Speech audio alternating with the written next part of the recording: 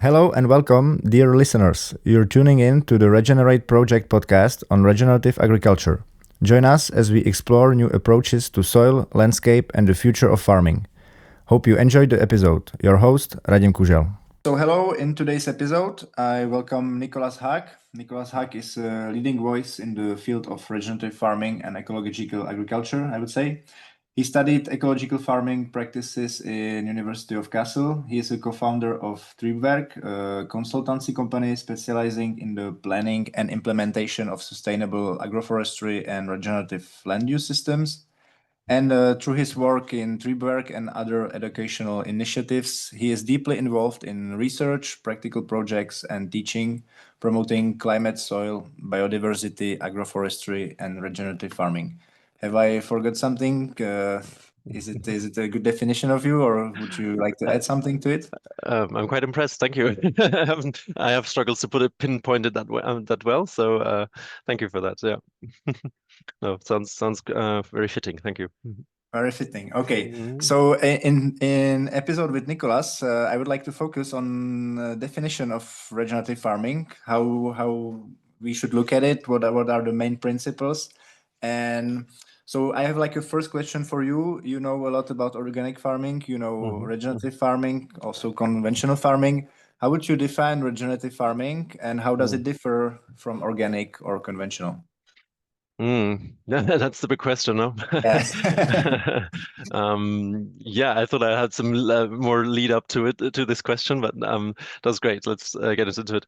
Well, I don't have a precise definition maybe for it, but what I would I'd maybe answer it in this way that I would like to say what I would like it to be, and that would be that we're actually um, pushing something that is going even further than the goals and the principles of organic farming. I think that's because for me, and from what I know from my studies and everything, this is to me at the moment the highest standard of sustainable farming practices that have been defined, have a rule set, and are actually traceable and all that. So that is something very important. And Also, farming um, that have like a certification now compared to exactly, regenerative, for example. exactly. And there's it's traceable, it's transparent. We actually know what we're talking about, and I think that is very important. So I think, but there's sustainability issues also in organic farming, not just in conventional farming, which is something we have to work on. So and I think that is what this word regenerative means, is to regenerate soils that have been degraded. That's and actually go beyond that to you can also understand this word in a sense of going to actually create something new, to regenerate in a sense of defining something new, and enhancing, going beyond what has been before, right? So I think this is more of an idea, and I'm not sure how many farmers actually really do that. I've seen a few where I think this could be possible, but it's very rare. Let's put it that way. Um, yeah, and I mean, for me, so there's something I will come probably back to later is this.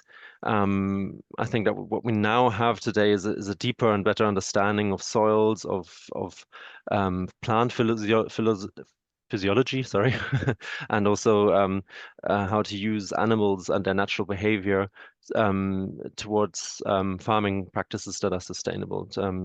So they can, for example, the natural behavior of animals can help us with pest reduction. Mhm. Best examples are chickens that can scratch away at and will eat the larvae of a predator pest, some pathogen, an Mhm. insect pathogen, and that's just, that's what they do, and we use that to our benefit in the farming system. So I think, yeah, if you asked me about that definition, it would be it's a farming system that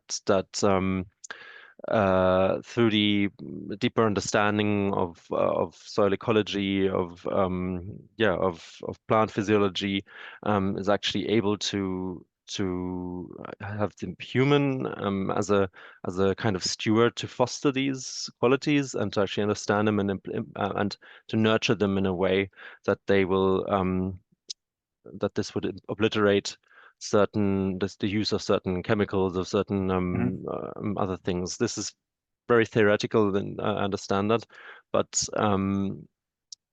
basically what we will see when we look at the practices that we have, this is what it always comes back to. We actually create a situation in a farming system, in a regenerative farming system, that will actually support the plant's life better than it was before, and that makes it maybe less susceptible to a pathogen, and also make it grow better.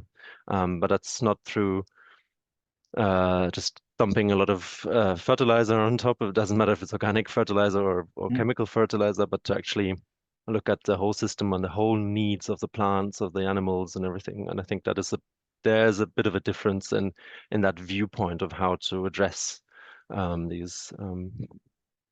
But I think the goals that most definitions of regenerative agriculture have are basically the same, or sometimes even less than the goals of organic farming. And I don't think that is where we should aim for. I think we should go further. I think we have to address, as I said, the shortcomings of some organic farming practices and actually push them to be even better. Right. Mhm. So yeah, just to kind of address these sustainability issues. Okay, so and if you want to compare it like regenerative from organic, for example, Hmm. which are the tools, the main tools of regenerative farmer and organic farmer, or Mm-hmm. where would be the main points where it differs for you? Mm. Mm-hmm. Mm-hmm. Yeah, I mean, yeah, I mean, that's the problem with regenerative not being defined. So we need to talk Yeah. about something that is a bit um Because like for goes me deeply. the main like I would say the difference Mm-hmm. or where I saw some farmers that try to do like regenerative organic farming, Mm-hmm. and often when they try to reduce the soil work, which is like one of the Mm-hmm. principles of regenerative farmings, Yes. they and because they cannot use herbicides because of Mm-hmm. organic farming, the limiting point of their production Mm-hmm. is like control of of Of the weeds. wheat. Yeah. Yes. Yes. So Mm, that's for me personally like one of the mm, points where it's like mm, difference because in organic farming mm. the plowing is I won't say like plowing every year, but it has Mm. his agronomical meanings Yes. in Yes. wheat control. Mm-hmm. So would you see some other Mm, differences like mm, it? Because there is like mm, obviously it's like the use of herbicides, pesticides, mm-hmm. which is in regenerative farming, which doesn't have Mm, no rules, certifications. You can mm, use it, but the idea is to reduce it.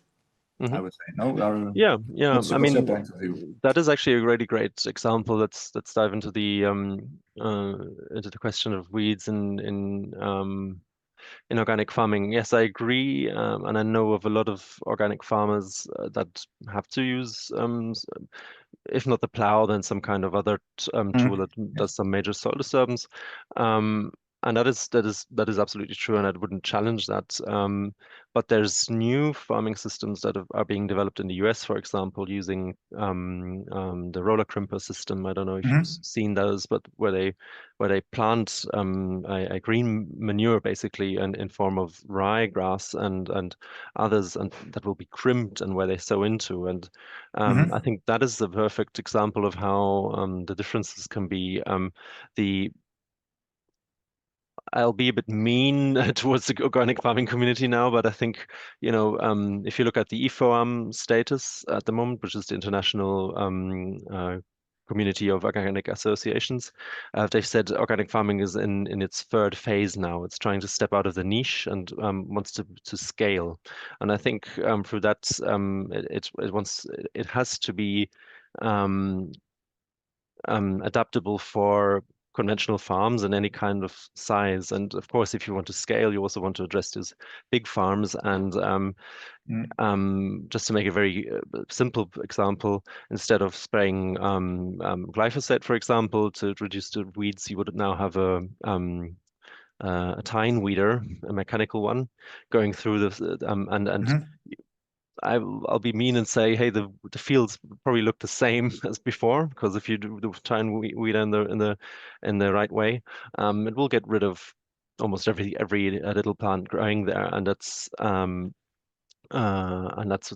example where I think that organic farming is kind of not pushing towards getting more sustainable, but actually trying to adapt to be or change in a way that conventional farmers can easily adapt using the same machines, maybe having to buy another tine weeder, but they can sell their sprayer, kind of that, and that is fine. I'm not criticizing that. It's totally understandable, but I think there needs also there's also the importance of trying to find other farming systems that could maybe also be as well, maybe not as easily adaptable, but similarly adaptable. And that's what the Rodale Institute is working on, for example, which gets back to the thing I said before with the roller crimper system, where you can have also big machines where the roller crimper works, but there's an essential difference in that they're not killing the weeds, but they're actually suppressing the growth or the germination of the weed.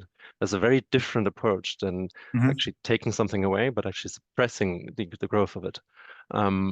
And that's where the difference lies. And then, of course, the mulch of the roller crimper also has other benefits. It covers the soil. It's another plant growing there with different roots, which helps with diseases and such in the soil. So that would be a very good example for me, where there's a difference in the approach of saying, hey, we actually don't want this problem to actually occur, so we actually do something beforehand to stop it with basically a natural remedy. We're not using a spray to stop the germination, but we're actually using just mulch, which is an organic material. Boom, put it down, lay it flat, and then we sow into that, and then the plants come out of that again. I know this is still quite in the beginning stages of its development, but I look from what I know, the first results are quite promising of this. And yeah, and this would also address a few other sustainability issues and struggles that we face regarding climate change, covering the soil in that way, increasing the organic matter in that way. There's a lot of things that this practice can actually, push a lot. So I think this is a prime example really to what this could look like and what the thinking behind it is. Instead of using something, I'd say, artificial or mechanical or and getting rid of a problem, that is, for me, that is a very conventional thinking, is actually to how can we use nature and how can we as a human do something that's where we have a certain function which is not natural. I'm not saying crimping is anything natural, but it's almost as close as it gets to nature. And I think by that, using natural processes that will actually help us in the farming situation. I see. I see. It's like for me also regenerative farming is sometimes it's like this term. It's like fashionable, I would say, these few past years. But Yeah. if you look at it more like from far away, it's Mm. basically like basic agronomical thinking for me because Mhm. it's often something that got lost from the farmers. There is, Mhm. for example, the crop rotation, which is like Mm. for me a really meaningful and strong Yeah. ally Uh-huh. to Absolutely. fight against weed, for example. Mhm. But sometimes, because in the classical, I would say conventional like farming, cereal farming, you have too Mm. much of cereals in the crop rotation. And True. then if you reduce soil work, for example, you start Mm. regenerative farming, you reduce soil work, you have Mm. problems with some weeds, like grass weeds. It Mhm. differs from country to country, but there are like Mhm. specific ones in Europe everywhere. And Mhm. it's usually you can manage this by a little bit, changing your crop rotation, having more broadleaf crops. It's not Mhm. often easy for farmers to then sell them. That's a Yes. different That's issue also a to, problem. Yes. Yes. it's nice to have a lot of crops, but the other Mm. problem is economical and you have Mm. to think about it. But this regenerative farming is like, I would say, don't look at it as something like new and you know, the people that are talking about the farming, we are not inventing like new agriculture. It's like more getting back to use some, I would say, some means that were already there, but we forgot them or we don't think about them. And well, do you have like some example of some practices that could be used in regenerative farming? Like I said, crop rotation, but some other things that are like more in this approach of helping the system, helping the crops, then to fight something with different means. Yeah, I'll get to that in a second, but I'll touch on what you just said. Is this question for me? It's also this thing of looking at a farm holistically, and I think even to our from what I've studied, when I've studied and what we've been taught, it was very quickly you were very in a fixed system of how to farm. Like if you want to do a milk cow, dairy, you want to run a dairy business, you'll have 50 cows per person. You know, you still get into these numbers and into these systems very quickly, and it's the same in conventional farming. And we detach the farm and the landscape that the farm is settled into and what this land can actually offer and to take it away from the farm and just say, hey, it's only this like a factory, like this production facility. Also, we take away the people behind it and their interests and their strong point and beliefs and everything. So I think that's not a wise way to approach it, but to actually go through the values of the people and through the assessment of the land, what is actually possible, what fits to that, and then go into what kind of farming practices would work. And yeah, so I think there's a different thinking school behind that in the sense of what kind of getting back to these principles of how can we use natural processes and how can we implement these and also speed up these natural processes to be beneficial because, for example, compost is a great thing. There's nothing else than actually plant material decomposing and we have something that but in a compost situation it was much faster than if you have it on your field, right? That it takes ages on the field, and it won't be as condensed in its nutrients density and everything. So that is something, it's a natural process happening, but we as humans, you know, put everything together and then we let these natural processes happen. And I want to see that more of this kind of thinking in farming practices. If we use that more, then you can actually get away with quite a few things and doing and in the sense of you don't have to mow as much or you don't have to do certain things. Yeah, it's that normally costs a lot of diesel, a lot of engine time, labor time, and that would be nice to have more of this thinking implemented into the practices. And yeah, because you asked about what would be practices that show that, I'll talk about the practice and then I'll link it to how I think it is fitting to those principles that we just talked about. So let's start with vegetable growing. There's the vegetable growing on the mulch, which is at least here in Germany. There's a few farms that have been doing this more and more. There's a small farm with a small team of people that actually develop machines for this also, because of course planting into mulch is you can't do that with your normal planter, Not right? the same. Yes. Yeah. So and and that farming style is very great because that would be one of the farms that for me has really shown how the soil building thing can work. You could just see the layers of mulch that have been applied over the years and how this has transformed that soil into being this is actually the soil that they have is not great. Not normally a place where you would grow vegetables, but they've really change that and it's a very deep, very very fluffy soil, very how you really want to have it. It's quite impressive and also takes up water in no time because it's very rainy area also and they normally have problems with waterlogging, but since they've been doing it like this and after a couple of years this has really changed and this soil has improved in such a way that they can really farm at times where other people would not think about driving on their fields, right? So they managed to mm, mhm. get their organic matter much higher than it Yes, used to yes. be, and that's also what's No.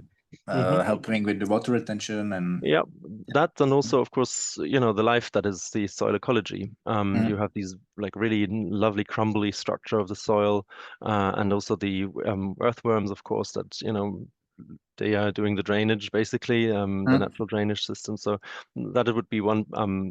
Again, we've talked about this before in the other example, but again, this mulch system, it also applies for the market gardening growing system, which would work with more of a compost mulch, but it basically does the same thing, right? And again, this is understanding what would be beneficial to those plants to have them to have them grow there, and then also how this reduces quite a lot of work, of course, because the mulch again suppresses the weeds and also reduces the stress for the plants. So I think this is also something overlooked, that most plants that are grown on open fields that have been are kept bare are actually under a lot of heat stress, especially in summer.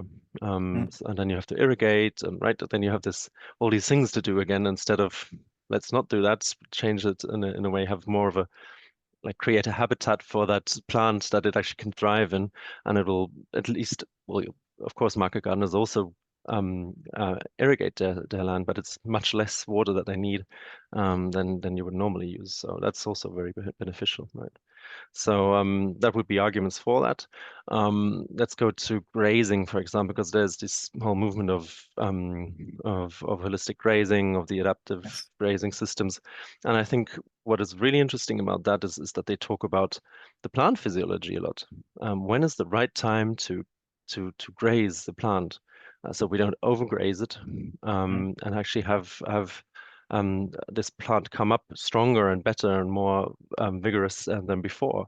And that is what I was saying before, just at the beginning. This is a thing, understanding plant physiology to really, if you get to understand that and how it works, then you can actually use that. Then you can see how this could how the plant could benefit from the right time of grazing or the right time of harvest, whatever it is I you're would say doing. it's the same for sorry, I would say it's the same for the cover crops because Oh, often yeah. the farmers let the cover crops grow too long Yep. and Yep. they should maybe end them sooner, but Hmm.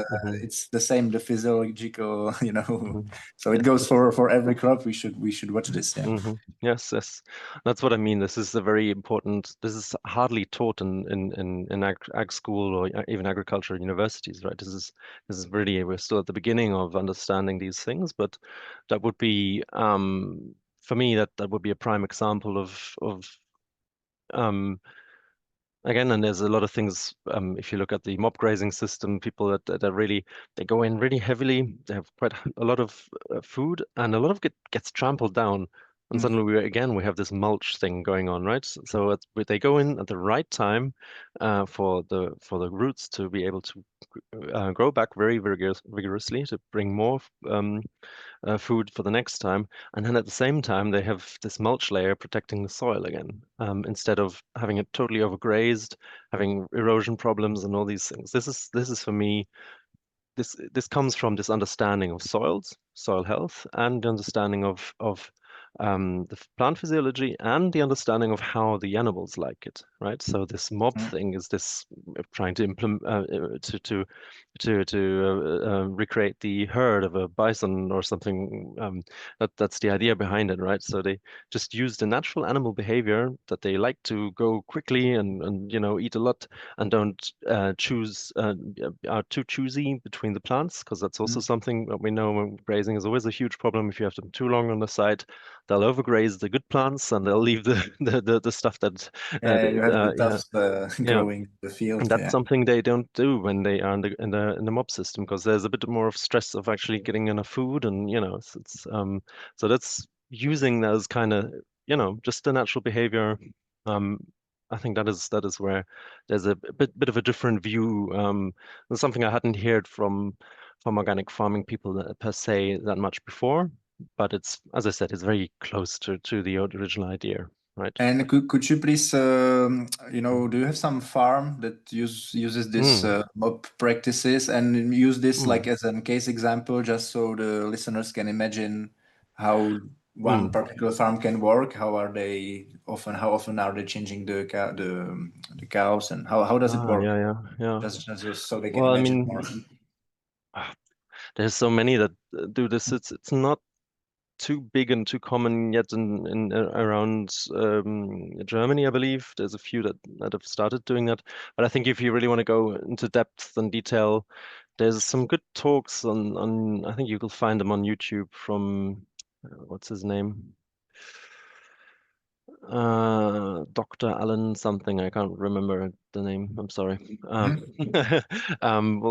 maybe we Okay. should put it in the show notes later. But there's some good talks on this on YouTube. There's good get down. It's the idea is because you asked about that. It's a very high frequency of changing the paddocks, right?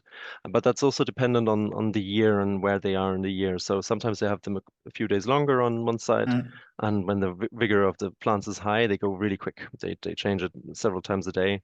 In Germany, the farm that's probably the most known, also maybe internationally, would be Gut und Bösel, which is close to the Polish border in Germany, very Mhm. close to Berlin.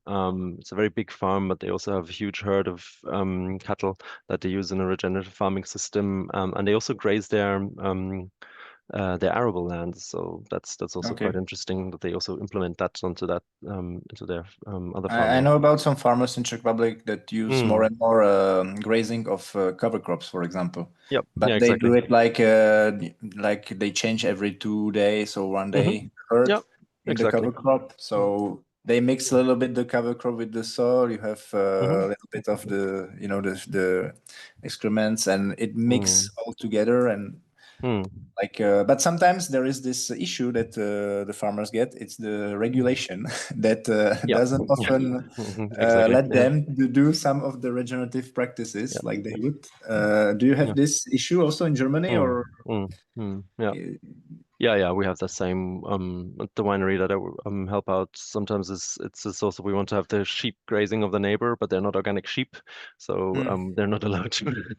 Well, or with just you have to ask for it or have a permission, and then you have to show, you have to document everything, and it's just very bureaucratic. It doesn't change anything in the end, but yeah, you have everything documented now, so. that's Make what you will out of that, but yeah, I don't think that is going in any good direction there at the moment, to be honest. So Mm. I don't think it is really supporting farmers and their efforts. It's just making it harder.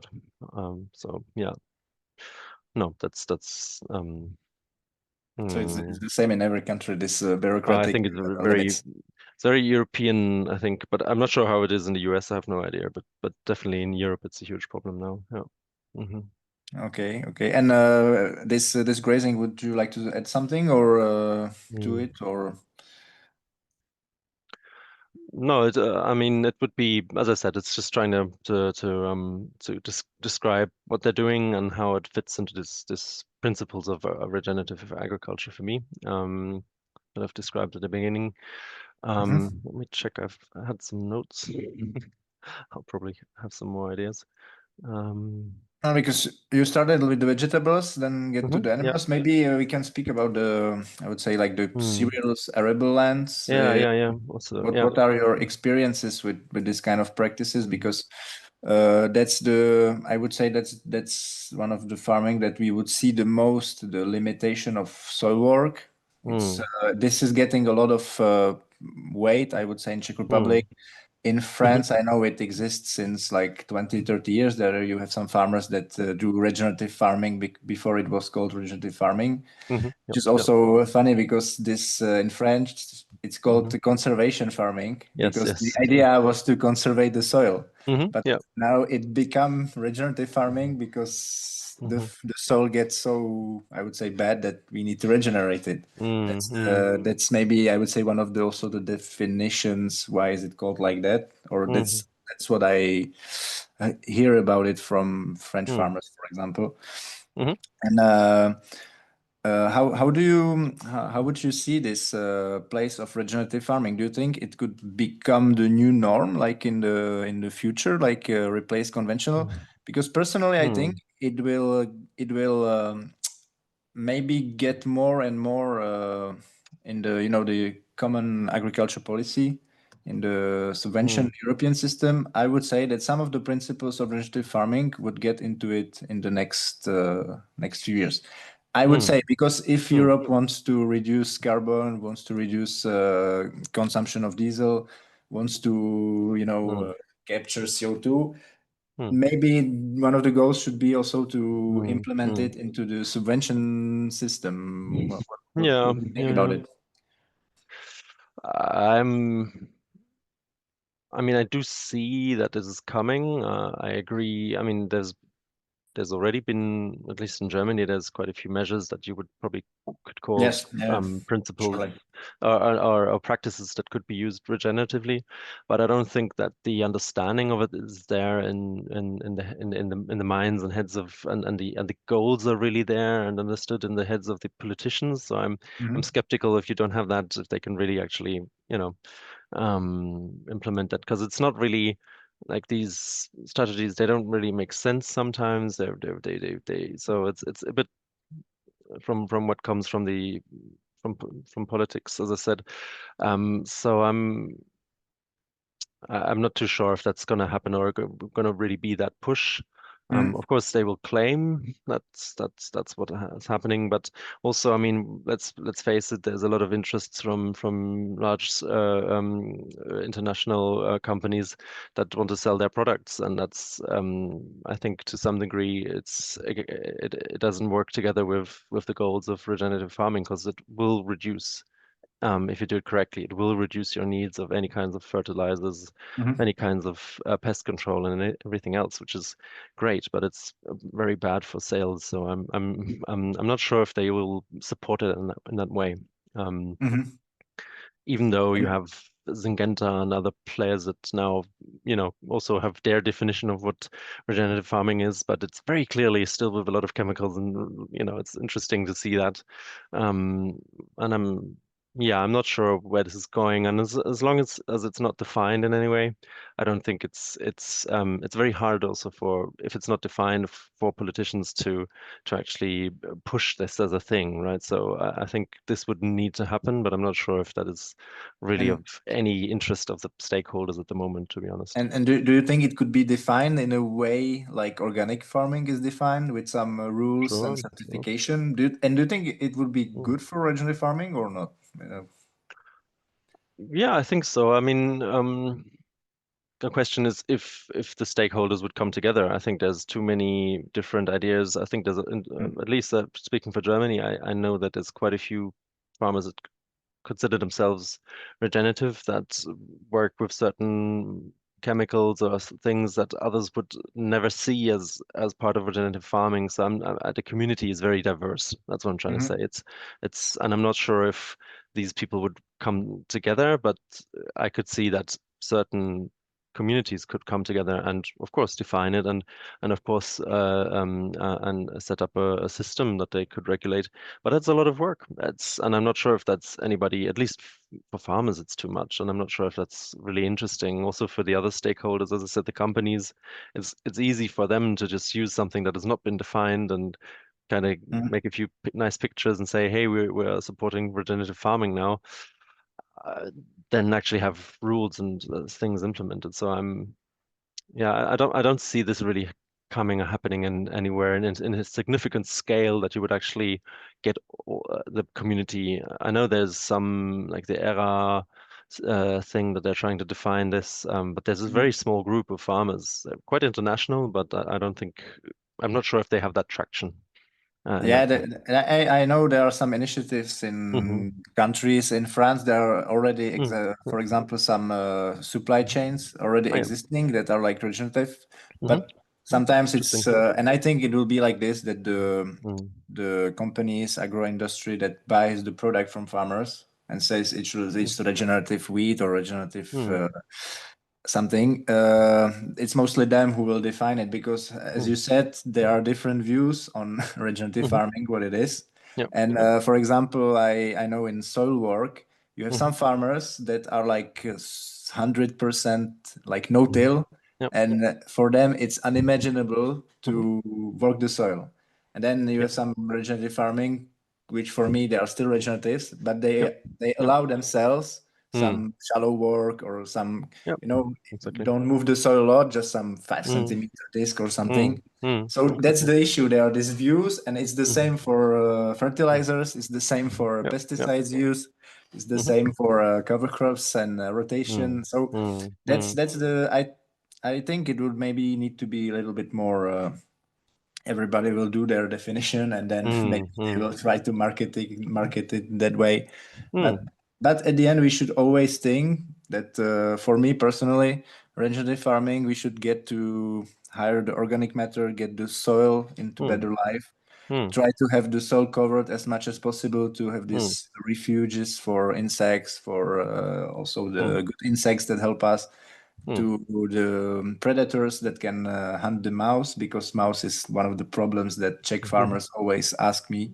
What about mice? It's if we Yeah. don't work the soil, what about mice? That's the Yeah. number one question. Of course. Yeah. So that's As an I just wanted agroforestry to person, I can only say plant some trees, you'll have some birds in there. exactly But it's, exactly. I mean, that's maybe also to touch on those last principles again, of what are or practices and how do they fit into that. I think this whole question about mice, or as I said, I work in wine here at the Mosel Valley, and we also talk about this question of, I do work with agroforestry systems in vineyards, which sounds probably very counterintuitive to a lot of people, but with climate change, also the vines start struggling and the quality of wines changing through that.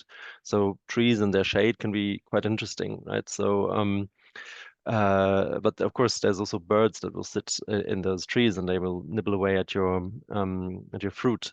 But this, for me, a prime example of if you have that, if you have a bird sitting in one tree for ages without being disturbed, this is the sign of an unhealthy or not complete ecosystem. Because normally, all animals or larger mammals or bird species will always be in some kind of movement because of predators. And so if you don't have these predators around, of course they couldn't grow and explode in population. And coming to your example of the mice, this is a problem of an not complete ecosystem where the mice don't have that counterpart in the ecosystem where they don't get control in their population, and that would be something with time. Of course, this is not a quick fix, but with where trees or hedges can really play a major role in this. And of course, Czech Republic has been cleared out in the Soviet times,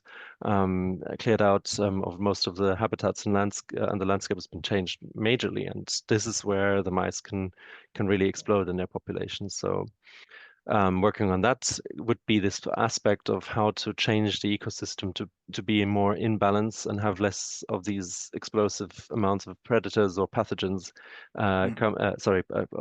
explosive amounts of pathogens, be it mice, be it the birds in our vineyards here, or whatever it is.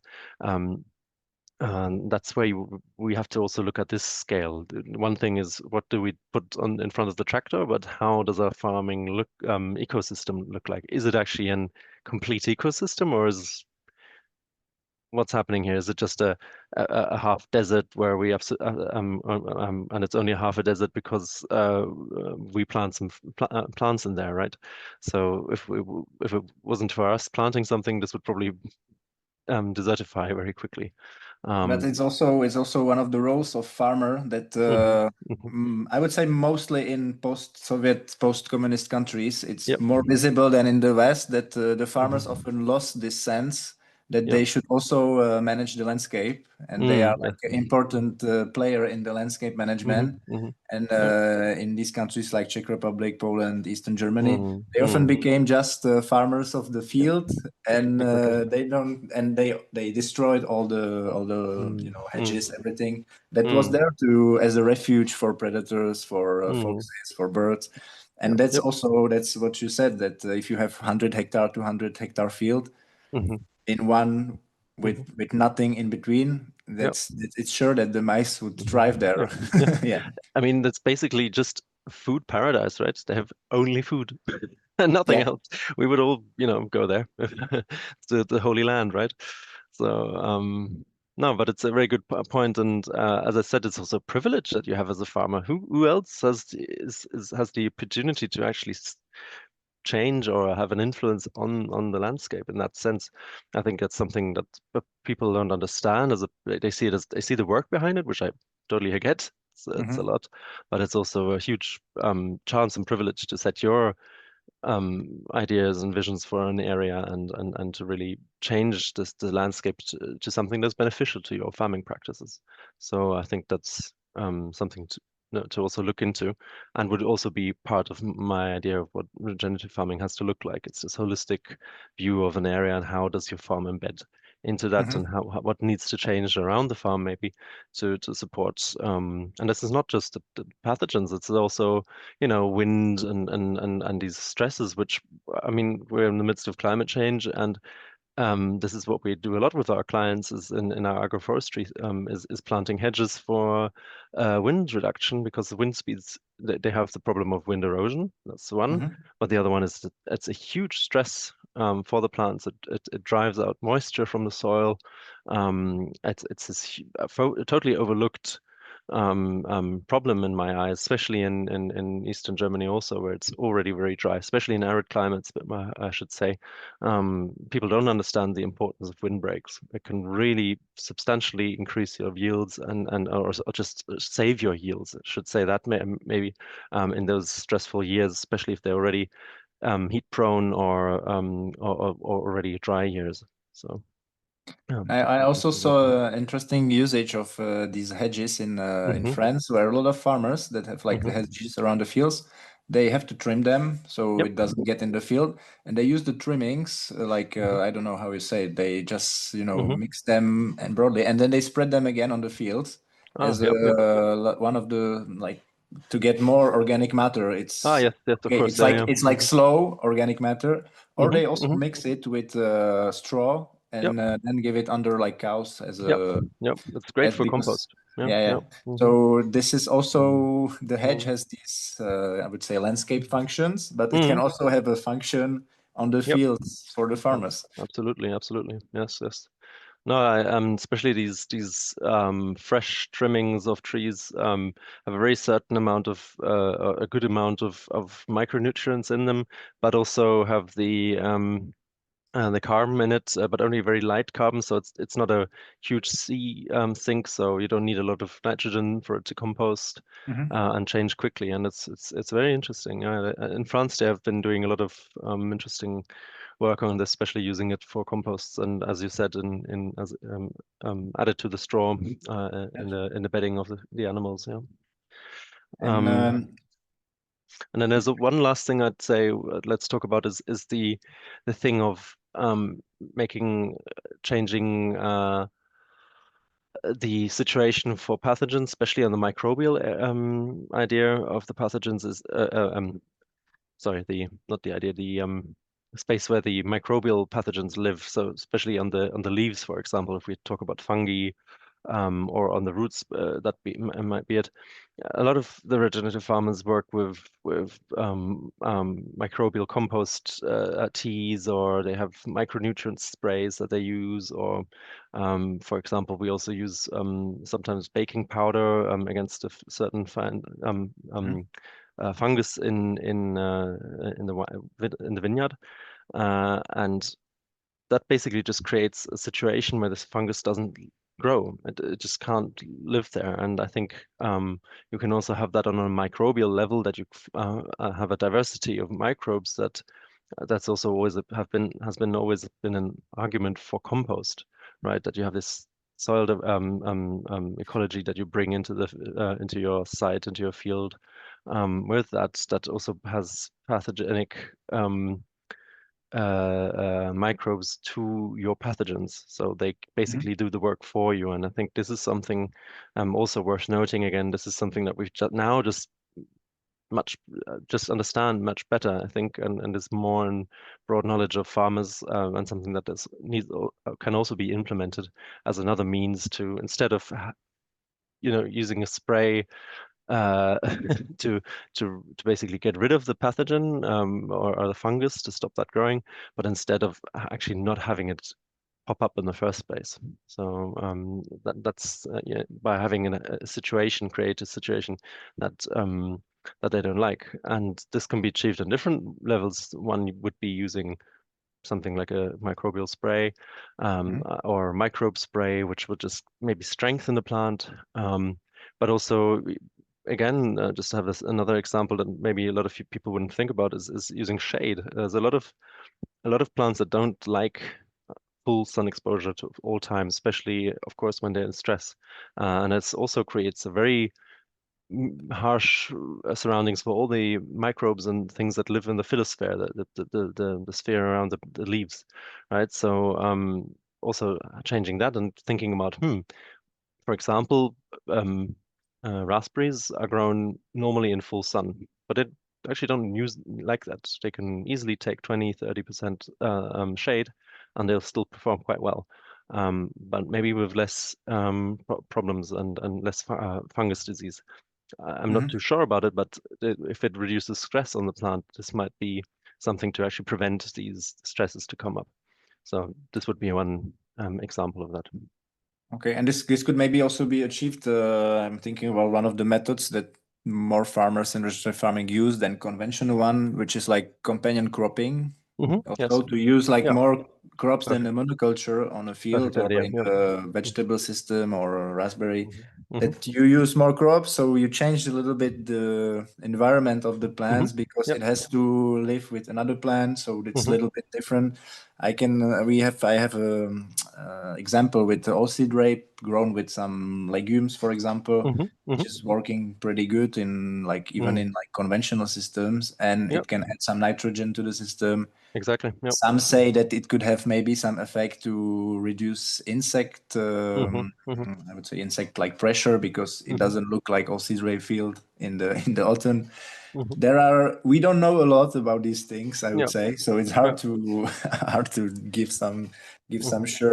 sure things. But Mm. these are some of the things that the farmers should try maybe more also in the Mm. conventional system, and Yep. don't be afraid and don't always try to do monoculture on your Mm. field.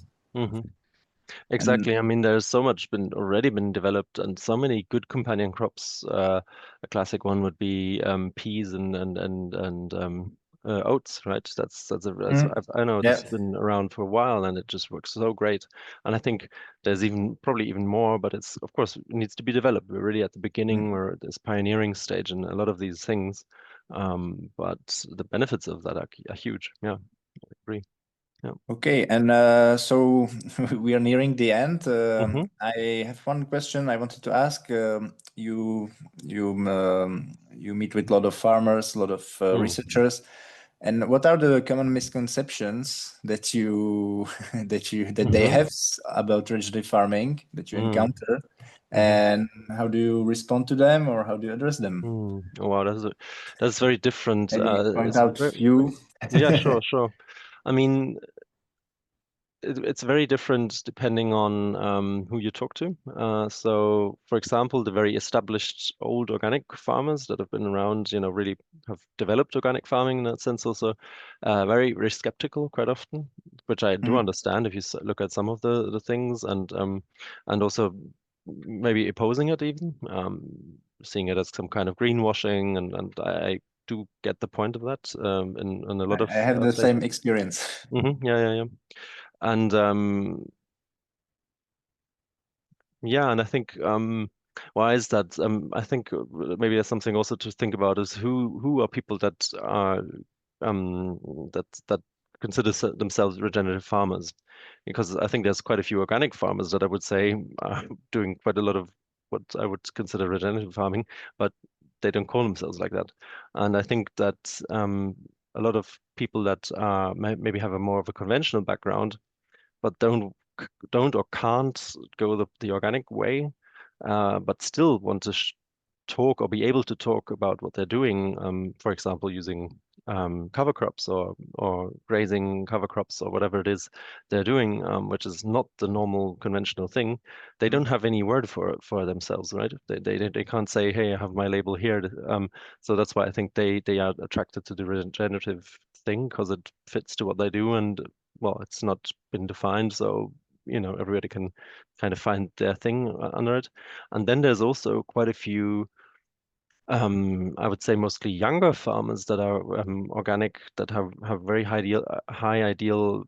strong ideal standards of what their farming enterprises should look like. That will also go in there because they don't have a home in the organic scene because they think, oh, organic is only using a tine weeder and doing the same stuff as before. So these would be the group of people that are really pushing the limits and really try to develop something new and Mhm. really push what the standard of organic farming is. Um, and and then there's a few people in the middle of those worlds. So, and depending on who other people will meet, for example, researchers, they'll get a very different idea of what regenerative farming is. So I think we have to bear that in mind. Mm, but yeah, yeah, it is very different on whom you find. Most conventional farmers think it's very interesting that I work with, and they also consider themselves as regenerative farmers, which is fine. And by the way, I would also say regenerative farming isn't necessarily a set standard, but can also be a path maybe going through, because I think ultimately they all aim for very similar things. Just their approach to it and how to get there maybe is a longer one than just transitioning to a 3 year transition phase to organic farming practices, um, which would I like to otherwise. say that regenerative farming is not like a recipe, that it's No, not a exactly. cookbook, No. it's more Mhm, like a mhm. way, or, Yeah, exactly. And it's understanding where do I stand and where are my path dependencies. So a lot of that's what I was saying before. These farmers that I find, they are sometimes very stuck in some kind of farming system that they've invested in business wise. For example, we have these farmers that there was this big push for what we call biogas, which is gas produced by fermentation of corn or there be manure or whatever. But corn is the most productive one, so they get the most money with corn, so they focus on growing corn. And then they have these 400-hectare farms that mainly just want to grow corn every day and every year, but that doesn't work, of course. But so they also have to find other plants, and they do, and there's some very interesting farmers in that in this thing that they're locked into. I mean, they can't get out of that, right? And it doesn't help them if they go organic. They don't get a cent more for their gas. It's not organic biogas then suddenly. Just doesn't exist. So in that, you have to be fair, I think, also from the outside to say, hey, these farmers are actually doing quite a lot in their framework of what is possible. And that's to me also regenerative farming because they're trying to improve, they're trying to change. And maybe once that thing is, they've paid their debts, and maybe they will change the face of their farm completely. That you don't know. And maybe they've laid the foundation for this change also already in that. So for me, it's more of a long-term transition and a long-term change of what the farms can look like. Yeah. And this also, you already mentioned it a little bit. So what advice would you give to some farmers that Mm, mm, want to start or get into it, or maybe mm, they started? mm, What what objectives should they have, or how should mm, they, maybe before they start to their mm, transition, what should be the mm, key points to focus on, to think mm, about, mm, maybe, set the objectives and then know why I do what I want to do and how to, mm, what mm, would be your advice? mm. Well, I guess one thing would be to start small. It's always good. I've seen a few farms that have completely changed everything in one overnight. Like they would have 100 hectares arable farm, and then from tomorrow on they will only spray some kind of compost tea, and they'll sell their plow, and they'll no soil. So, and I don't think this works like that. You can't just change it like that.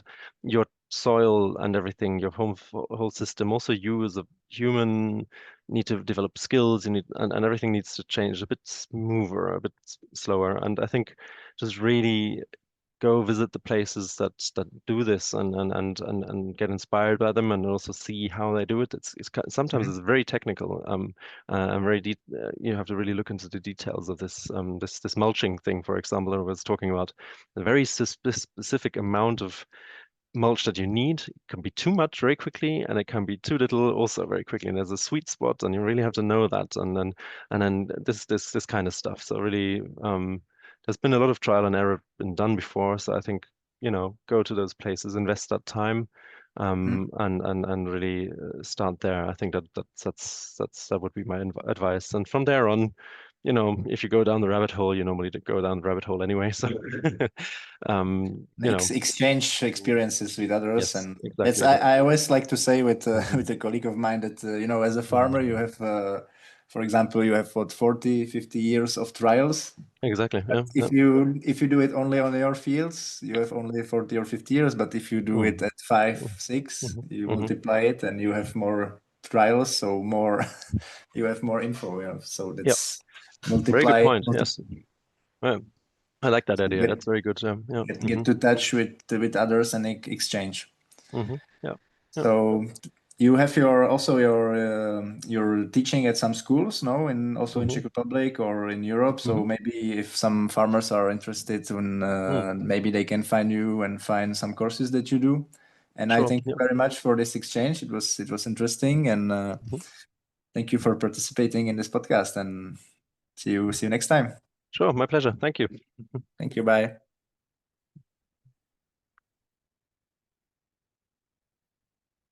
Project Regenerate is funded by the European Union. Views and opinions expressed are, however, those of the authors only and do not necessarily reflect those of the European Union or the European Education and Culture Executive Agency.